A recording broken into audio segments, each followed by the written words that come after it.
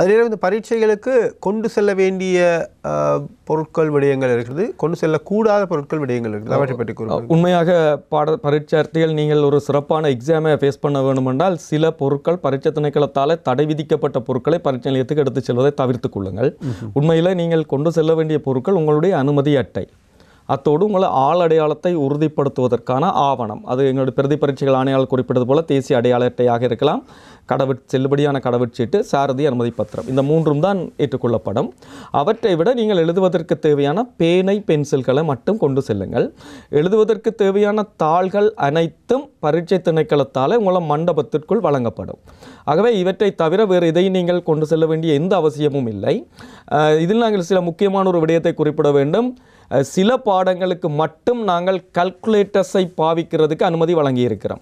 வேறு எந்த ஒரு பாடங்களுக்கும் கல்குலேட்டர்ஸ் பாவிக்கிறதுக்கான அனுமதி இல்லை. எந்தெந்த பாடங்களுக்கு கல்குலேட்டர்ஸ் பாவிக்கலாம்ன்றது அதனுடைய அனுமதி அட்டைகளும் குறிப்பிடப்பட்டிருக்கும். நான் இப்போவும் அதை சொல்லலாம். கணக்கீடு 33 சப்ஜெக்ட் நம்பர் கொண்ட கணக்கீட்டு பாடம், அதே போல் 65 பொறியியல் தொழில்நுட்ப பாடம், 66 உயிர் முறைமைகள் தொழில்நுட்பம், 67 தொழில்நுட்பவியலுக்கான விஞ்ஞானம், இந்த 4 பாடங்களுக்கும் தான் கல்குலேட்டர்ஸ் பயன்படுத்தலாம்.